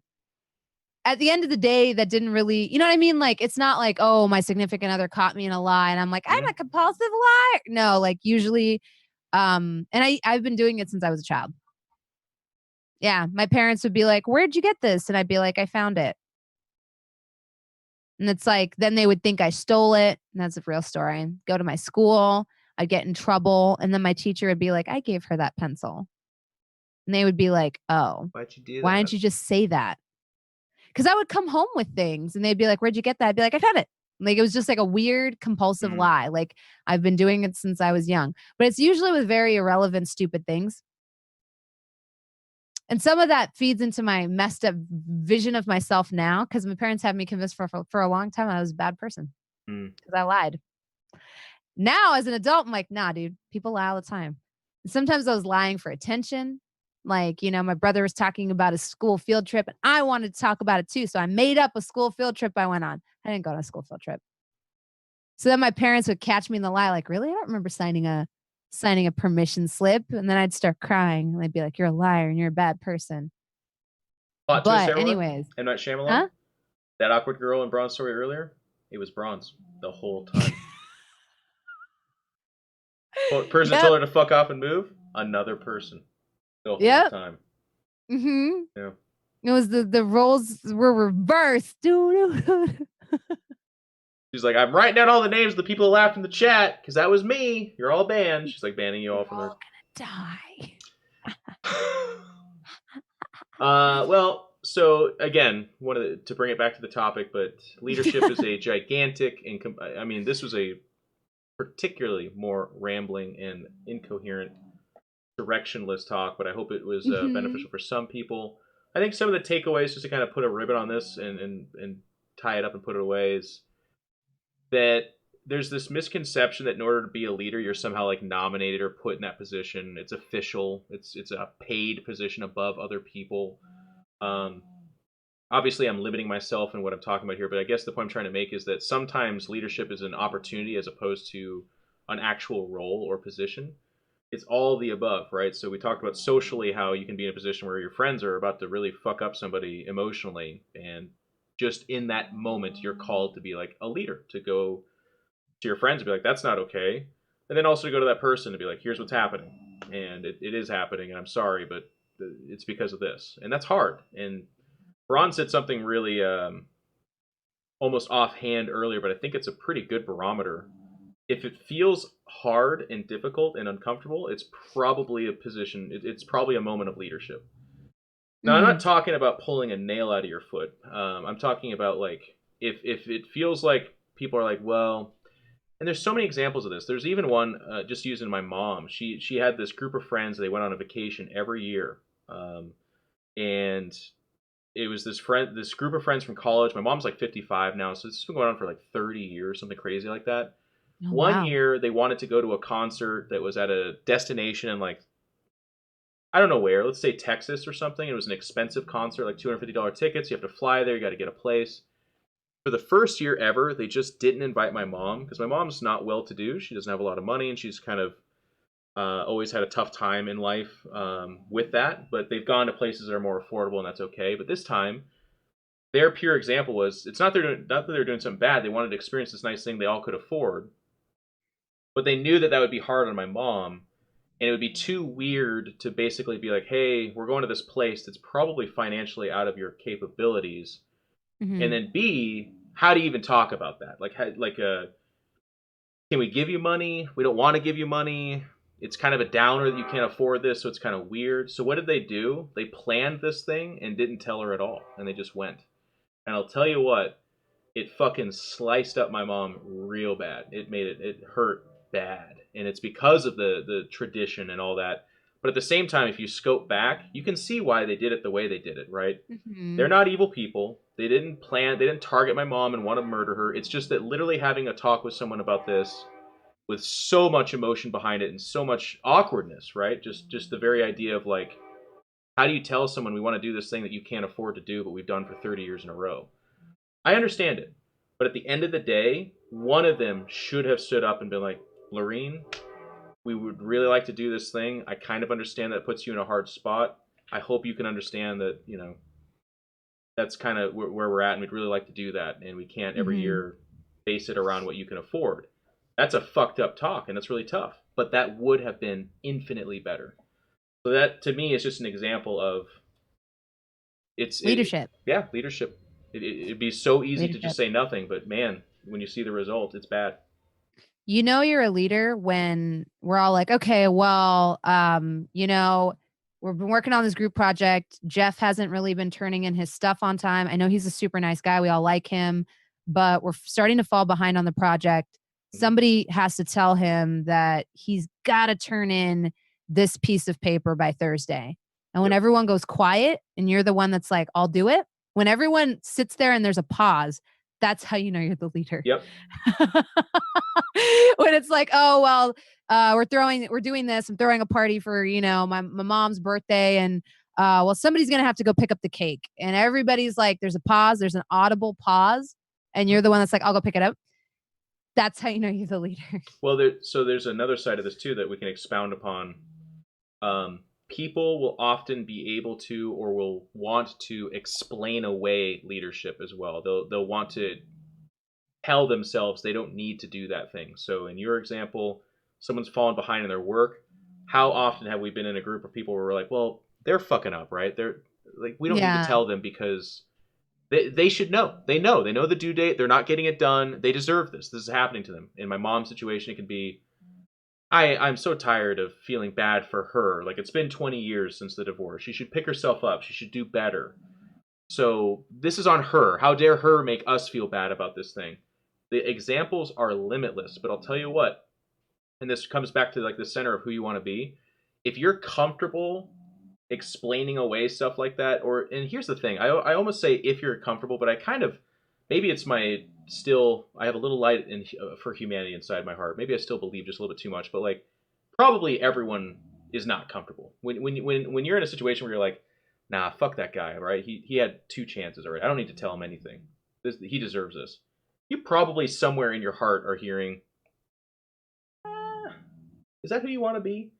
Because the Mm-hmm. other, and this is so cliche, I know there's like almost every Disney movie except for the new Aladdin, because fuck that movie, it's gonna be terrible. But almost all of them have this message of like, if that was done to you, if this is you in that situation, how would you want to be treated, right? Like if you're my mom in that situation, or you're Bronze's awkward UN captain, you want someone to come to you and give you a chance to do better. You want someone to come up to you and be like, I'm sorry, this is what's happening, but this is how we feel.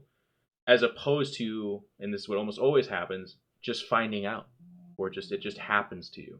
The group decided to just exclude you from the next project. Nobody talked to you about it. They just kind of made a new chat and organized the projects, and you're just not in there. Wow, that feels fucking terrible. The end. Good stream, everybody. Goodbye. No, I'm just kidding. But yeah, it's rough. Yeah. These are rough things to deal with, to navigate. Leadership is hard. Yep. So one final concept I want to bounce off you, because this is, I mean, hopefully we can talk about this fairly quickly, but how do you become a leader? If you're put in a position, what are some concepts or ideas of like, maybe in your group of friends nobody's a leader and things keep fucking up and you can kind of feel it inside yourself. You're like, well, I guess I have to kind of stand up. Or, your work position. There's 5 people on a project, or they work in a cubicle corner and nobody's really taking ownership or responsibility for sales or accounting or whatever. Someone kind of needs to do it or whatever. Like, how do you start approaching the concept of leadership? I think the first thing that I do is I ascertain whether in this situation I want to be a leader, how invested I am. Sometimes I like the ability to walk away from something, and therefore I don't want to be the leader. And I think that's the first thing, is being honest with yourself. I've worked jobs where I was in leadership positions. I've worked other jobs where I was very happy that I wasn't, because I only worked there 2 days a week and I did not want to be, you know? So I think that's the first step, is ascertaining whether or not that's something that you want for yourself. And number 2, like, when the call comes, like, in terms of how do you answer it? Like, let's say, so we have a group of friends, or like this, it's the story I was telling about this awkward person on my team who was making everyone else uncomfortable. Our captain was refusing to address the problem. They were kind of just going along with what everybody else was doing. And all I could think is like, you guys have ditched this person 3 or 4 times. Eventually, this is going to start affecting her work. We are stuck here on these trips forever. We're not going to get rid of her. It's a college class. We're stuck together. And I started being the person that volunteered to do the things that needed to be done, but maybe other people didn't want to do. And some of that is not by bragging about how you're going to do it, but by volunteering yourself in a way that people don't even realize that you're becoming a leader, if that makes sense. By suggesting an idea that naturally, because you suggested it, you're the obvious person to do it, if that makes sense. Yep. So, someone mentioned like a group living situation. If there's a growing issue of the apartment isn't getting cleaned and you're all friends and nobody wants to be the bad guy, being the person that volunteers an idea of, well, what if somebody made like a chore wheel, and then we kind of rotated who does the dishes and who does this, that, and the other, and that way these things could get done in a fair fashion and the apartment stays clean. And when everyone's like, oh, okay, maybe that sounds kind of good. Okay, well, I guess I can work on that. You're kind of naturally stepping into that position, and people will look to you for that type of leadership without you asserting yourself as a leader. Because when you start talking about yourself as a leader, the first thing people do is get an aversion to somebody thinking that they're better than the rest, or that they're in charge. And so it's almost better to lead, like I said, from the trenches. If you put more emphasis on like the driving force of being a leader and less on marking yourself as the leader, people will oppose you less, and they're more willing to literally hand you power without realizing that they are doing so. Which is manipulation. Manipulation. Boom. No, I like that. And actually, it's kind of funny. You say something to people like it's their idea, and then be shocked at how they respond and how much they support it. No, but you started with a really funny point, which is something we didn't touch on almost at all, but I actually fully agree with. Sometimes you need to assess whether or not it's worth your time or energy to be the leader, right? there are Yeah. impossible situations, and we like to glorify those in Hollywood and stuff like that. But like sometimes you stepping forward to be like, I'll do it, I'll be the leader, is actually it's just not even worth it. You're in a place of ill ability. You're not going to be able to do it. Obviously, the extremes, I hope, are always true for people. Like if you're watching an old lady get harassed on a subway and you're like, well, this could get nasty, I'm just going to film this on my phone. Those are the kind of people I don't really think of very highly, you know? But if you're in a work situation where there's 4 leaders and they're all fighting and you're like, well, I could stand up and unify this group. Maybe that's the wrong time. But like all of our other topics, it's like you got to kind of assess and read the room, right? And do your best to go off of that. Which, if you need any guiding light on that, I know it's not a direct answer, but like I go back to like, what will help you sleep at night?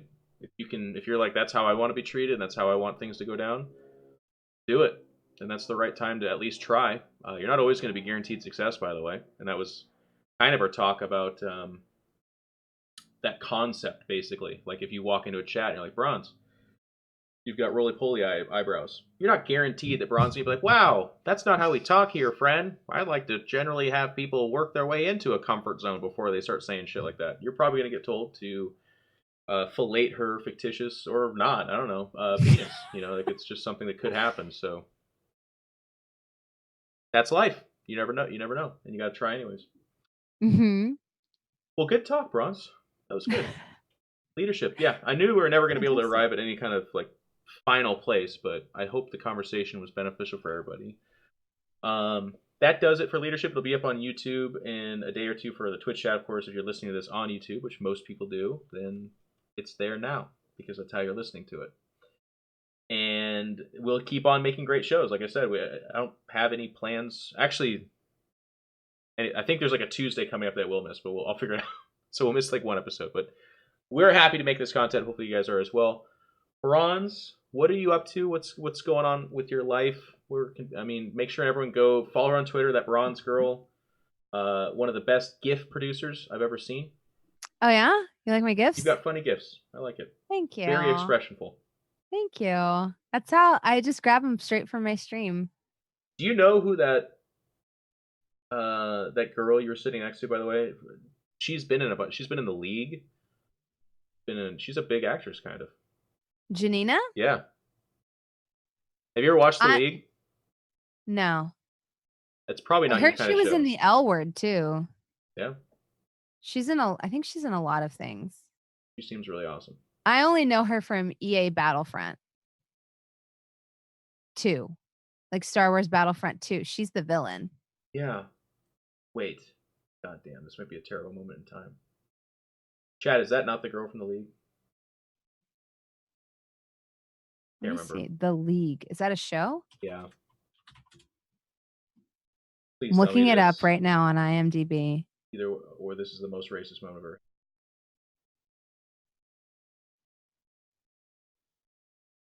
Is she like one of the main cast members? No. I can't even... It's one of those situations where her name in that show is overly Indian, so I'm not even going to guess what it is, because it'll just sound racist for me to say a bunch of, like... I'm going to look it up now. When did it come out? The League? Oh, no, she's in the League. Okay, good. Shiva? Yeah, Shiva. Yeah, they glorify that's her as, like... They make the trophy based off of her, and it's because they all lust after her, and... It's a hilarious show. Anyways, yeah, I thought that was her. Okay, good. Yeah, she's in a lot of stuff. She was in True Blood. She was in Arrow. She was in... I don't know. I haven't seen a lot of these. I feel really bad. No. She's in the L Word. She's in NCIS. Oh, she's killed in NCIS. That's nice. Yeah. She's in a lot of stuff. Very good. Anyway, she was cool. She's in Blind Spotting. Yeah, no, she is super cool. Her and I connect big time. I don't know why. We have like really just like why. Well, because we're Indian. That helps. I'm serious. Like I know. I can't say it. That's what I'm saying. There's not a lot of us like that played. It seems like there's not a lot of us that play D&D. So she's like the first other like brown girl, like Indian girl I've ever seen that plays. And so like, yeah, we immediately connected and we're just like, we're close in that way. Also, she's just like a font of happiness and energy. So Yeah. like we're cool. Um, but yeah, it's weird because I think like so many people freaked out when I posted that selfie with her, and to Yeah. me, she's just like one of my D&D friends. That's what's always funny is when you meet celebrities, they're humans, obviously, but the way we Yeah. consume their content, they're superheroes and they're in a perfectly manicured picture and stuff like that. So it's just very different. It's kind of interesting. That was Mm-hmm. cool. Yeah. Mm-hmm. What else you got coming up though? Oh, but yeah, I'm trying to think here. Nothing really. I'm working on a D&D podcast. I'm starting up a Vampire the Masquerade RPG on my channel soon. And yeah, I was playing through Kotor 2 because we hit it as a sub goal, and I promised when we hit the sub goal I'd play Kotor 2. So I have to get through it. But this Nar Shaddaa has been such a slog that I don't know if I'm ever going to leave this planet. I've been here for 12 hours and there's still just 400 robots I need to kill. There's So so we'll many see how more that bug people and goes. robots you got to murder. Yeah. I'm assuming the other planets are going to be a fucking cakewalk after Nar Shaddaa because I've power leveled just by being here because there's so many things I've had to murder. Um. Anyways, Lovely. that's me. Yeah. Hi. Hello. You can follow me on twitch.tv/thatbronzegirl. I stream every morning at 7 a.m. Pacific Standard Time. I'll Do be it. live playing D&D with Jeff tomorrow. Oh, maybe not though. We're not having a game tomorrow? You guys are. I messaged the group. I'm doing the Twitch Rivals thing. Oh. Yeah. I was like, Okay. maybe I won't, but then they're like $12,500 in prize, and I was like, okay, I will. Because for me, it's always just about money. Does everyone have an emote except for me? What? I just checked the the D&D No, yours is in Discord. there. Yours just doesn't look like you at all. Wait, Yours is the veiny, crazy-eyed one. that's me? That's That you. does not look like me. That's what I said. Yeah. I didn't even know that. We could do a whole episode on. It's funny too because it's the perception of you too, right? Like your character's like, ah, it's like, is that bronze? I like it. Why are you so cool and sexy looking? I look like a doll that you squeeze when you're stressed. People have been asking that my whole life. It's the struggle that I walk through. But yeah, as Bronze alluded to, Wednesdays at 10 a.m. Pacific Standard Time, but generally it becomes 10:45 when Jesse finds his way into the office in Los Angeles. On Jesse Cox on Twitch, we do a D&D show. We're many weeks into it, but it's all on YouTube. And if I might say, I've been a part of a lot of D&D. It's great. It's really good. It's a good mix of Steven's awesome, weird storytelling and gross monsters, and a group that is comedic, but at the same time, mostly comedic, but still trying to get through it and kill a bunch of stuff and whatnot. It's very fun. Definitely check that out. This stream will go down for a little bit, but then it'll be back up in I don't know how long, but not long, and we'll be streaming some Warhammer 40k like we do every Tuesday about this time. And that's that. Do me a favor and follow Bronze on Twitter. Check out her stuff. I watch her stream almost every morning as well. It's a good place until they gross me out, and then I usually leave and retreat into my mental safe place where people don't say things like lung butter. Brownie, I'm always referring to you and your gross words. Anyways, thank you guys. That's it. That's the end. We're going to close it down. We'll be back, I think, next week. Thank you, everybody, and we'll see you later. Bye-bye.